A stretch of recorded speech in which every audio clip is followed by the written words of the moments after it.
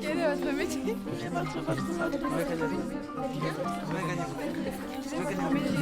Quel est votre métier? Quel est votre parcours?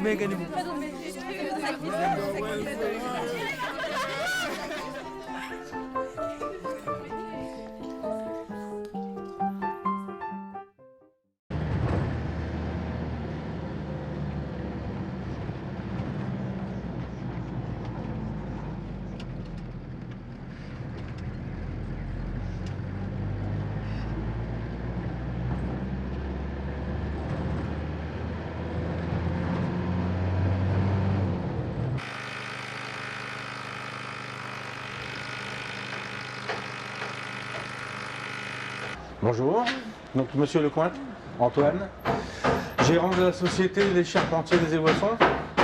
Donc nous sommes en charpente. Pourquoi avez-vous choisi ce métier? J'avais mon père qui était maçon, mon grand-père qui était charpentier, donc j'ai toujours vécu dans le bâtiment et sur les chantiers. Toutes mes vacances, je le passais avec mon père sur les chantiers, ou bien avec mon grand-père à faire le tour des maisons. Vous avez toujours été charpentier? Non. J'ai été conducteur de travaux pour les maisons individuelles, pour des pavillonneurs sur la région d'Amiens. Est-ce que vous préférez être conducteur de travaux ou charpentier? Gérant d'une entreprise, je préfère. D'accord. J'ai toujours voulu être indépendant.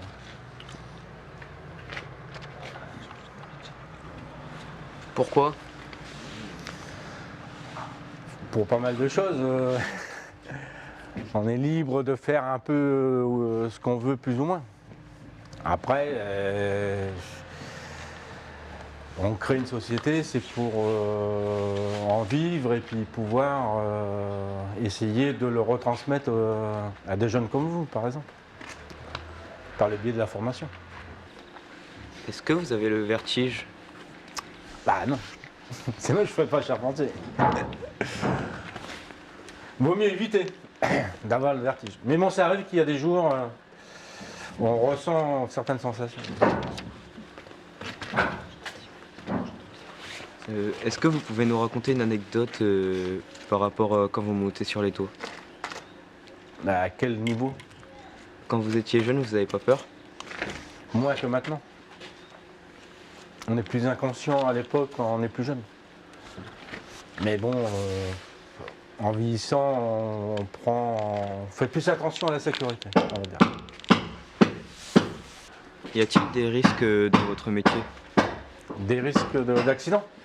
Ah oui, à tout moment, hein, puisqu'on est toujours monté sur la charpente. Il y a des risques de chute,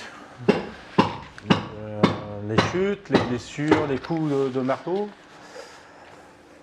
les coupures.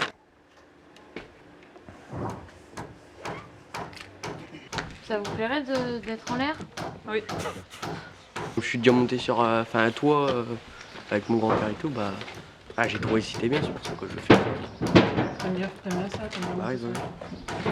Comment posez-vous une charpente? Une charpente inertielle comme ici, donc on la reçoit par camion. Donc après on la décharge en la posant sur les murs de chaque côté.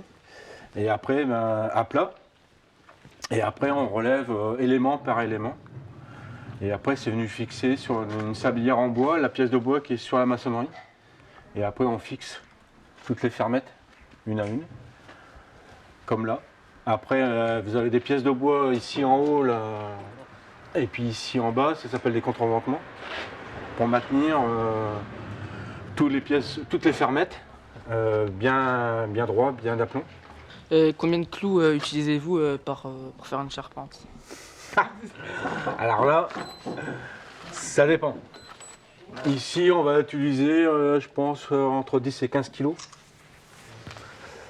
Mais ça peut monter beaucoup plus haut, suivant les maisons. En charpente industrielle, on met beaucoup de clous. Par exemple, là, une pièce de bois comme vous avez en haut, là, vous avez 2 clous à chaque fois. Donc là, sur une longueur, là, il y a 1, 2, 3, 4, 5, 6, 7 fermettes. Donc là, sur un côté, il y a déjà 14 clous. Là, sur les deux côtés, vous avez 28 sur 7 fermettes. Et pourquoi pas des vis? Les vis ne sont pas faites pour travailler sur de la charpente industrielle.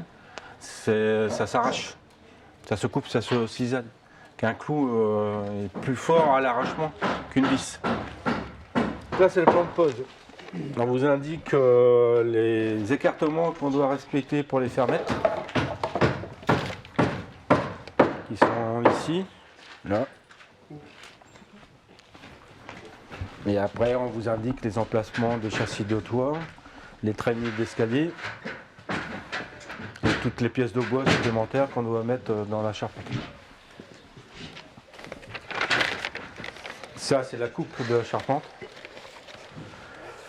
où on vous explique tous les détails, tous les nœuds de charpente à effectuer. Et là, c'est tout ce qui est domaine sécurité et toutes les pièces de bois avec les intitulés pour le retrouver sur le plan. Est-ce que c'est difficile de s'y retrouver dans les plans? Non. Quand tu l'as appris, Pareil. donc en CAP, tu vas l'apprendre. Tu vas même les dessiner normalement. Et ça prend combien de temps pour faire une charpente? Donc dans celle-ci, là, on est à 2 personnes, donc nous on met 5 jours.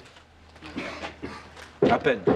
Parce que je compte le jour de livraison. Donc souvent le jour de livraison, la matinée est prise par la livraison. Donc ça fait 4 jours et demi. Mais je compte 5 jours avec la livraison.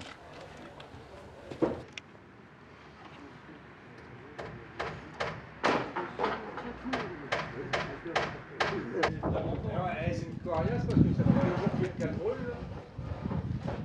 Mais brûle pas. Voyez morceau par morceau. Vous voyez les parties grands.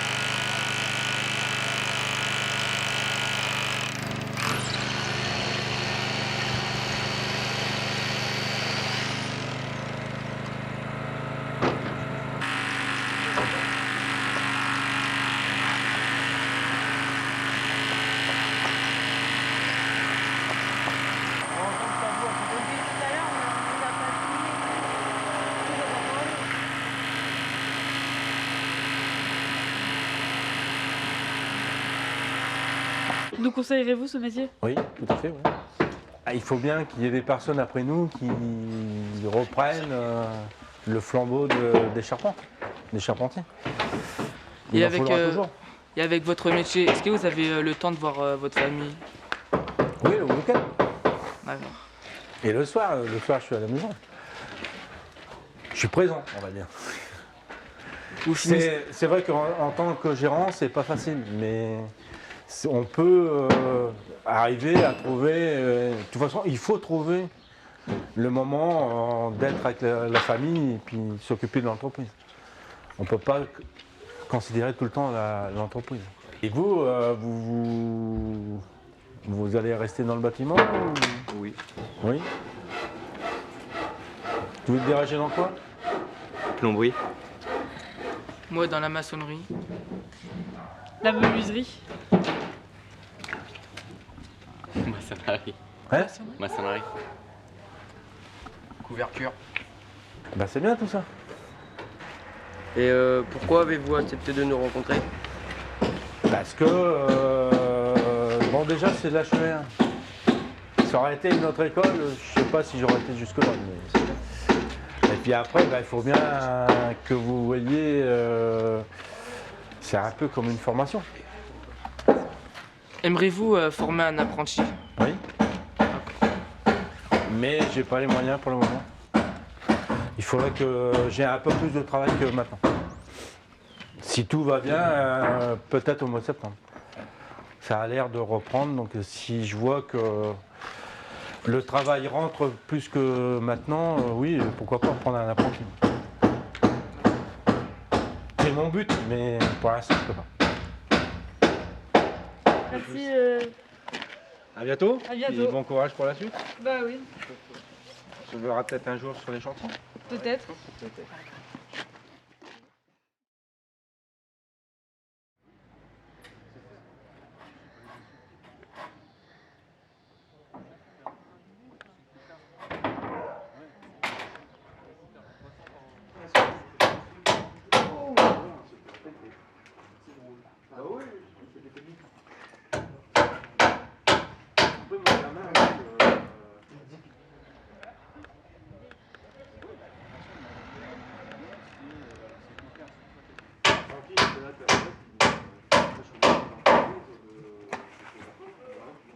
Tranquille,